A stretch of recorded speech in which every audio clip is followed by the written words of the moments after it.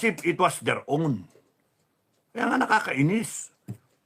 Why will we sustain 300 plus congressmen, kayong mga nakikinig na lumalaban sa akin? Isipin ninyo, wala bang katuwiran yung sinasabi ko na sobra-sobra yung pinapasan ng taong bayan? 300. Pagka binagsak mo yan ng 100, ng 82, ilan yun? No, ilan yun na ba natipid natin? Ilang bilyon ang natipid natin? Kung 70 million a year ang isang congressman. 70 times 200. Oh, 40 na kagad yun, bilyon. Di ba? Ay, nako. Grabe tayo. And we sustain them every year. And they make money every year. Resolution 10. Walang katorya-toryang yung animal na buhay ito. Mantalang yung mga kababayan natin na nagtatrabaho sa gobyerno, sa AFP, sa PNP, 1,000 lang. Hindi mo maklear. Abonado ka. Wala resibo eh. Abonado ka. Nawala yung resibo ng 5,000 na kinain ninyo, abonado ka. Kasi kung hindi, reported ka. Explain. Bakit hindi ka dapat kasuhan? Mantalang mga animal na yan sa Congress. Resolution 10. Liquidation by certification. Milyon. Di ba? At pagkasuma total, bilyon ang inaabot. Is that fair? Is it right? Kayong mga pro-BBM. At kung anong pinagsasabi ninyo tungkol sa mga Duterte. Lumagay kasi kayo sa issue. Hindi yung personality-based yung bira ninyo. Hindi. Issue. Ninanakawan tayo. Tama, mali. May nagdodroga. Tama, mali. May komunista. Tama, mali. Inaabuso yung batas. Winewe po na isang batas. Pagka sila nag-violate, pwede. Pagka tayo nag-violate, di pwede. Example, yan sa PNP. Sa kalsada. Tayo, hindi pwedeng dumaan sa carousel. Subukan mo, huli ka. Ticket ka. Sila, dumaan. Cheap PNP. Ay, na buhay ito. Sinusweldoan natin, ha? Animal kayo. If ako ang masusunod, terminated kagad yung ganyan. Hindi kailangan ng taong bayan, ng mga opisyal ng gobyerno na sila nagbabiolate ng batas. Tapos sinusweldohan natin. Hindi tama eh. Mali eh. Inom muna ako ha. Natuyo na eh. Okay, so pasensya na kayo sa akin at huwag kayo mawala ng pag-asa kasi dami ko sinasabi. Wala lang kayong pag-asa, no? God is always with us. Yun. Kaya iniisip ko, Ranger ini. Ranger, US Ranger, Airborne, Nuclear Biochemical Defense. Tapos nun Scout Ranger. No? And then, Government Negotiator. Lait-laitin nyo. Masters in Business Management. Tapos nun doctoral, PhD in Management. Hindi na lang ako nag-depend ng dissertation kasi nga nagbigay ako ng kidney eh. Di ba? Lait-laitin nyo. Kayong mga walang niya kayo na mangupak ng personal. Wala akong bahid na isang kusing sa AFP. Walang bahid.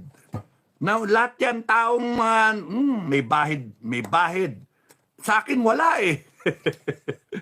Malis ako, kapitan eh. And that is God's design. Now I understand. I have to be a David, shepherd boy, na walang kamalay-malay na siyang magde-defeat ng Goliath. Hanep, ano? And I accept that already. So,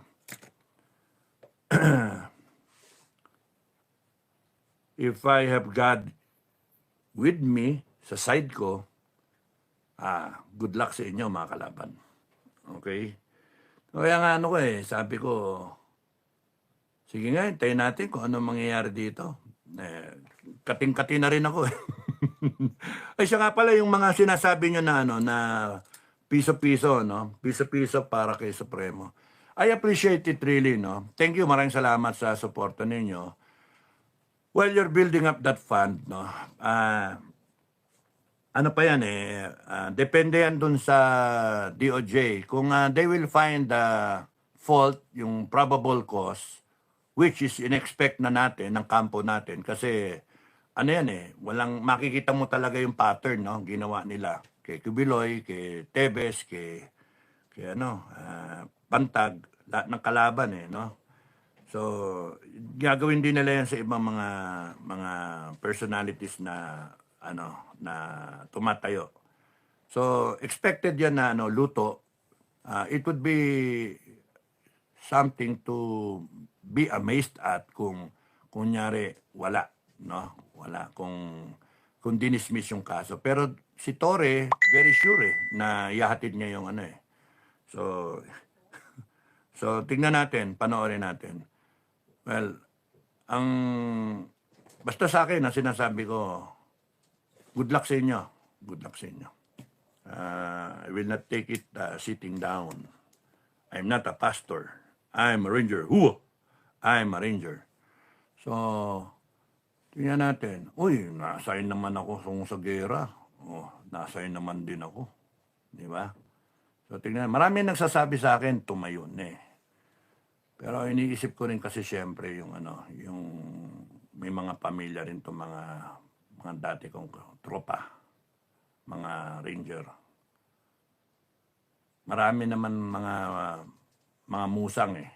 At maraming salamat sa inyo sa pakikibaka ninyo. Kasi tapusin na natin. Tapusin na natin. Kita-kita tayo sige, hintayin niyo yung salita ko. So, ngayon, in-enjoy ko lang yung buhay ko. In-enjoy ko kain-kain, food trip, lakad-lakad sa just sa session, sa SM. Nood kami ng sine kanina eh, ni Mrs. Ni Captain America. Nood kami ng sine. So, matagal-tagal na kami din nanonood. So, sinubukan namin manood para mag-enjoy naman. Libre naman na senior dito eh. Okay. Sino pa ba? Ay, nakabangga ako kahapon dun sa tuwan-tuwa kay Magalong, At saka meron pang isa, tuwan-tuwa kay Magalong. Sino ba yung tuwan-tuwa kay Magalong eh? Matino daw si Magalong. So, I would like to recommend General Magalong if ever he will be considered by whoever na kayong mga may ambisyon na magpatakbo ng bansa. Consider him to be part of that Revolutionary Council. I think he will do good, General Magalong. No? Kasi he has a good record also. And then he has been fighting corruption also. May mga naninira. Pero generally, tingin ko he'll do good, si Sir. Upper class ko, nakasama ko yan sa honor committee si Sir Benji. So sa mga na nagpo-form kunyari ng advisory council or revolutionary council or EC council, ang advice ko, you consider Benji, regardless of color. May nagsasabi dilawan siya pero siguro naman pagka nation building, kalimutan mo na yung mga kulay. Tingnan muna natin kung ano yung pwedeng ibigay sa bansa. Tingnan muna natin yung ganun. Let's put our differences aside. No? Let's look at how this country can move forward given the right people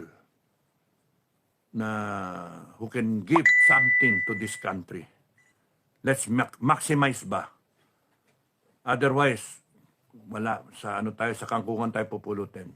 Rather than killing each other, rather than destroying each other, we better unite and do something about the current situation of this country.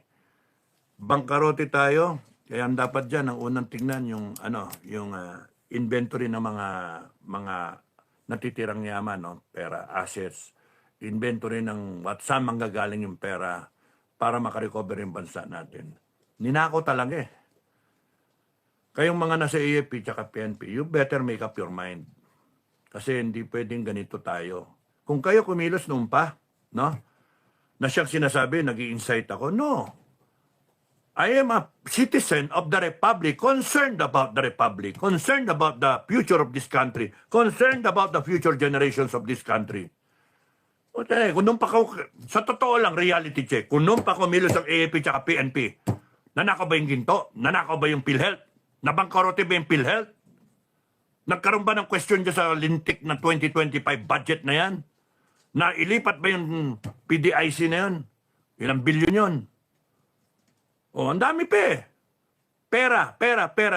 Kung nung pa lang, ang issue pa lang, nung mga bandang January, February 2024, last year, ang issue pa lang noon is PCSO. Di ba, remember? Yung loan better na nananalo na 5 jackpot prizes na panalunan worth 1.7 billion, 500, 100, o ilan yun? 1.7 billion na panalunan in 1 month, less than 1 month, December of 2023. Yun yung issue. Eh kung doon pa lang, nagsalita na, tumayo ng AFP, mali yan, mali. Wala, hindi na mangyayari lahat ito. Kaya, usigin kayo ng konsensya nyo. Nasabi ko lang, reality check. Ngayon, mananakot pa yung iba dyan na fake news. Puta na, fake news. Ninakaw na nga yung pera eh. Fake news. Fake news ba yung ginto na nawawala? Fake news ba yung mga tinanong nila Caselis ni Badoy na yung 1.8 billion? Mali nga eh. 2.2 billion nga yun eh. Tapos dinagdagan pa. Nireset nung next budget, 2.2 billion din. 2.066 billion. Naging 2.183 billion. Oh. Nakailang Pasko na, 2 Pasko na. O paano? Pinamigay din na pang abroad. Ang dami sanang nasagip na pera just because you are upholding the Constitution. You are apolitical. Lenchok na yan. Kaya huwag kayong mag-isip ng Duterte, isipin nyo Constitution. Yung sinasabi nyo, we will uphold the Constitution. You have violated the Constitution. Sorry, AFP, PNP, you have violated the Constitution. Hindi ako na serbisyo. Wala na ako serbisyo. Kayo. You are still continuing. You are continuing to violate the Constitution. Upholding not the Constitution. Upholding the violation of the Constitution. Pakibasa nyo nga yung preamble. We, the sovereign Filipino people, imploring the aid of Almighty God, in order to build a just and humane society. Humane ba yung ang tataas ng bilihin? Wala nang yung mga bata na nadaanan namin ni Bukay, near Station 10, Kamuning, yung bata sumisingot lahat ng rugby, naka-plastic, misingot mga 10-year-old. Humane pa ba yun? Living dead na yung mga yun. 5 bata. Gusto kong babaan eh. Anong gagawin ko doon? Tatakbo yun, mamaya masagasaan pa. Nandoon, 30, 50 meters away from Station 10. Kamuning. Ano nangyari sa bansa natin? Bata. You uphold the Constitution. You are upholding the violation of the Constitution. You are upholding the sure quicksand fate of this country. Nakaka-low moral kayo. Tapos sasabihin nyo, professional. Meron ba professional na gano'n? Kita nyo sa kalsada gano'n? Meron ba professional nagbabiolate ng traffic law? Ultimo chief PNP, convoy niya. Sasabihin nyo, senior officers yun. To hell, sino yun? Dapat dun, reprimanded yung tanggal sa serbisyo. Hindi porke general kayo, you have the ticket to be arrogant, to violate Because the authority came from the people, the Filipino people. All authority came from the Filipino people and it can be taken away anytime. Mag-constili kayo. Hindi yung ganyan na pabida effect, pasosi effect kayo, pabida effect, know it all. Hindi kayo pwedeng kosyonan. What happens kung hindi kayo pwedeng kosyonan? Wala na, arogante kayo, dating nyo, arogante. Sabihin nyo, soldiers of the Filipino people. Tapos galit kayo pagka kinosyonan kayo. Kami, iniiwasan namin na magalit ang taong bayan sa inyo totally, na mawala na yung prestige ninyo, yung uniform. Kaya kami nagagalit, galing kami dyan eh. Kaming mga retired. Nasasabihin nyo, retarded kami, mga wala kaming ano. Hindi. We grew in the organization. We are part of the organization in our hearts. That's why we are angry. Kaming mga retired, kaming mga MUP na nakita namin yung iniwanan namin na nabababoy. Pucha, tagal natin nilabanan. Tagal nilabanan yung NPA na yan. 50 years, 5 dekada. Tapos ibabalik nyo lang mas powerful sila. Kakainis ka. And then, you're not doing anything. Yung intel ninyo, intel. Para saan? Ang inuusig ninyo, yung mga nagsasalita laban sa kagaguhan nitong gobyerno nato. Nitignan nyo, ini-intel ninyo, minamantoman ninyo yung mga nagsasalita. Sila Joy, sila Trixie, sila Vic, Rodriguez, lahat. Sila MJ. Ini-intel ninyo, kami. Pati kami, ini-intel nyo eh. Anong klase yan? Sinusweldo namin kayo para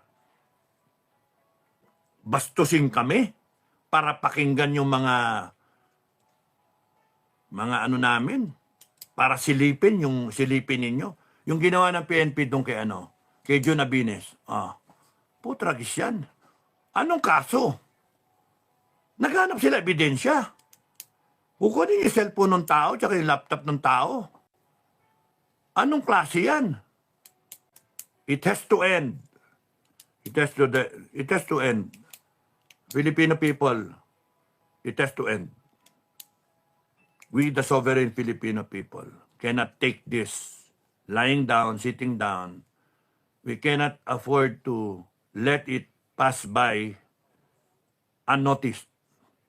You have to stand up and say, wag ganyan. Galit kami. Ayaw namin ng binababoy kami. All power, all government authority came from the Filipino people. Gising kayo. Mamaya tatayo ako lang.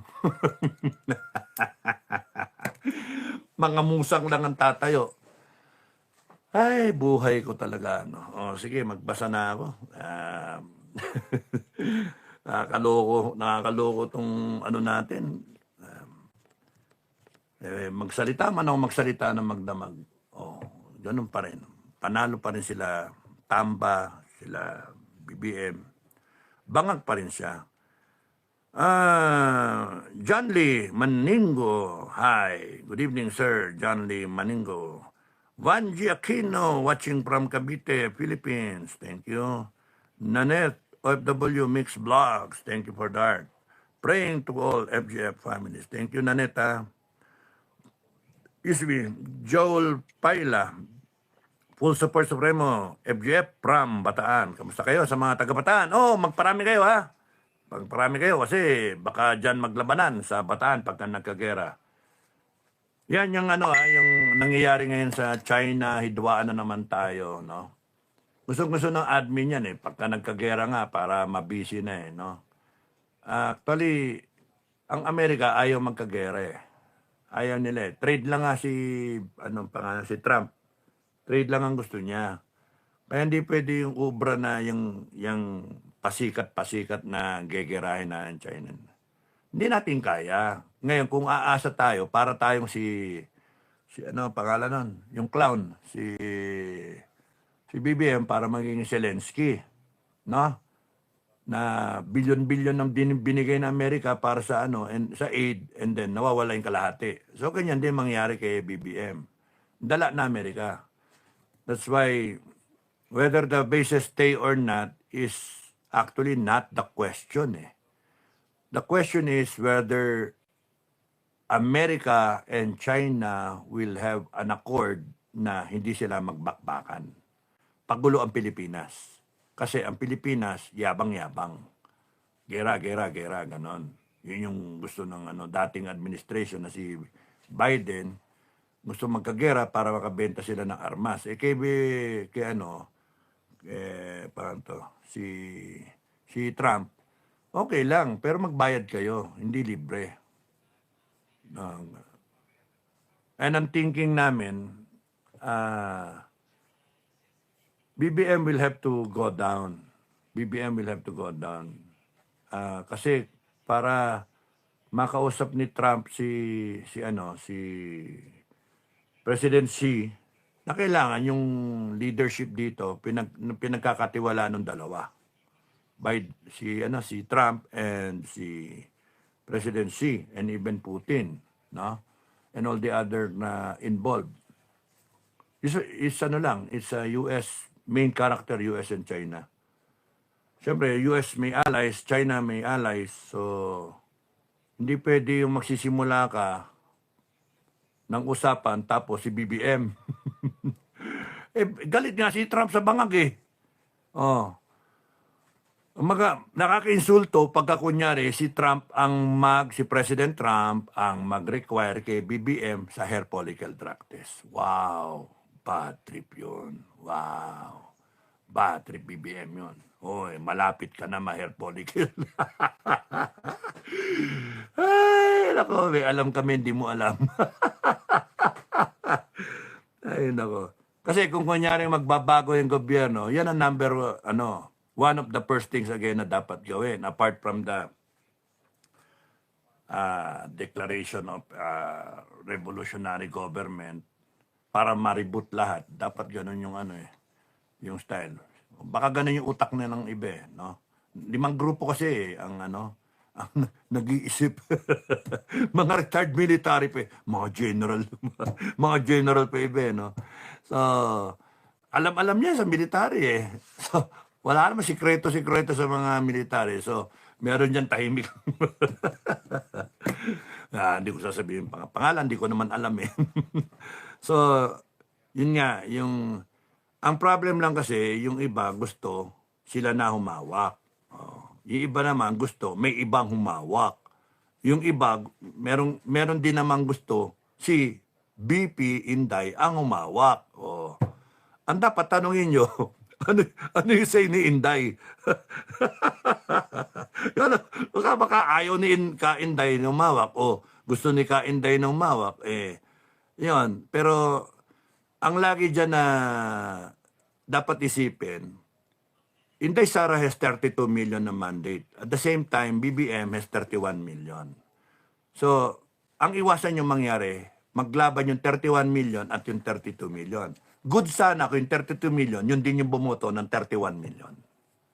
So, yun yung Kasi pagka ganon, 32 million yung bumoto kay Inday, yun din ang bumoto, 31 million kay BBM.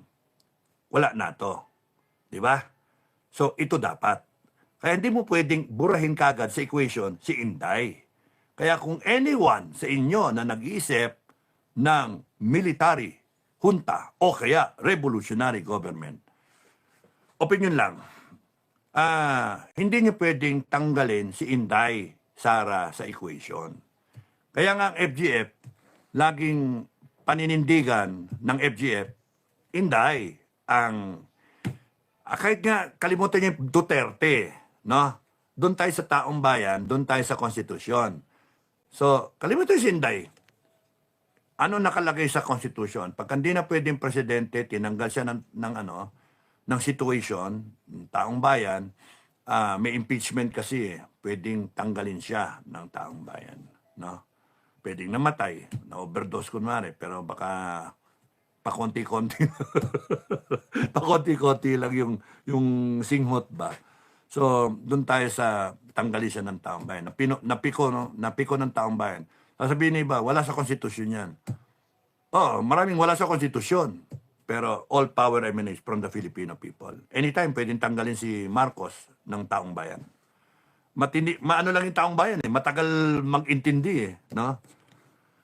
Matagal mag-intindi. So, ang ano dyan, no choice eh. Kasi kung titignan mo constitutional successor, si Inday. She has the mandate. You cannot put a general. You cannot put a mayor. You cannot put anyone else. Walang mandate. You're talking of transitioning from one leader to another leader. Both has the mandate. They both have the mandate. So, BBM, 31 million. Inday Sara, 32 million. Not anyone else. Not anyone else. Kaya sabihin nyo, senator. Ano ba yung senator? 25 million. Ang congressman, 300,000. Yan, di ka pwede dyan tamba. Di ka pwede. Di ka obra dyan. Kaya, all the way yan, kung titignan ninyo, eleksyon, dayain, revolusyon na mangyayari dyan. Revolusyon. Hindi mo pwedeng ipilit yung sarili mo tamba. Sorry hindi mo pwedeng ipilit. 300,000, 100,000. Baka wala pang bumoto sa iyo ngayon eh. Tapos dadayain nyo, galit ang tao. Revolusyon yan.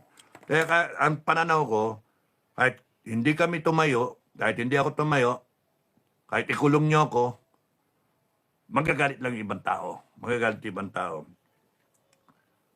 Impeach nyo si Inday, revolusyon yan. Magagalit ang tao talaga. 32 million kaaway nyo eh. Nasabi ko nga, yung 32 million na yon, sure yon na bumoto kay Inday. Yung 31 million, yung iba doon, sinabi, dinaya. 20 million yung daya, 11 lang ang bumoto. So, saan galing yung boto? Kung yung bumoto dito, yung 31 million, dito, lakpas na nga ito ng 1 million eh. So, marami na nagsasabi na bangag at mga na walang paki, walang alam, wala na respeto sa kanya, nabudol. So, ilan yun? So, kung titingnan nyo, pagbanggain mo yun, talo to. Kung umabot tayo ng civil war. Kaya yun nga ang iniiwasan. Nakailan pa ba magpatayan tayo? 31 million, 32 million, magpatayan yan. Kung gusto nyo, hawak din yung AFP, bangag yung AFP, bangag yung PNP, bayad, etc. Walang alam, tamukyo. Inyo na yan. Inyo na yan. Yung kabilang grupo, magtayo sila ng bago. Yung nagbabayad ng taxes sa inyo, yung gusto magbayad, magbayad kayo dyan sa inyo. Yung dito, gustong umusad, dito kayo magbayad ng taxes. Hiwalayin na lang ninyo. No. Wala nakakainis eh. Nadadamay lahat eh. Damay buong Pilipinas eh. Mamaya sasabihin nyo, kakasuhan nyo, magkago, mga PI nyo. Kasi tignan ninyo, why doom the whole country? You will doom the whole country. Magiging komunista, magiging bangag, magiging bangkarote. Let those who want to chart their own destiny, hayaan nyo na. No, yun na. Hayaan nyo na, dyan na kayo. Lipat akong Mindanao. Lipat ako Mindanao. Ayoko dyan sa kundi kaya maiiwan ako dito sa Cordillera. Ay, laban-laban, fight-fight. Magiging rebelde ko. Ano nga kayo magiging rebelde ko? I'll spend the rest of my life fighting you people. Na ambus kaliwa kanan. Naku, delikado yun. Ranger man ako. Turuan ko man lahat ng mga sundalo ko na mga bago, mga FGF, turuan ko. No. Paano ko gagamit ng biological warfare? At saka, chemical warfare, no? Ay, kasi dinadami nyo buong Pilipinas. Gusto nyo nakawan nyo lahat. Paano yung gustong umabante? Dito na lang yung iba, hayaan nyo na sila. Total, establish your own kingdom. Bangag Kingdom, dito kayo. Luzon, Republic of Bangag, dito sa Luzon, di ba? Yung gusto sumama sa inyo, dun kayo. Sama-sama kayong lahat.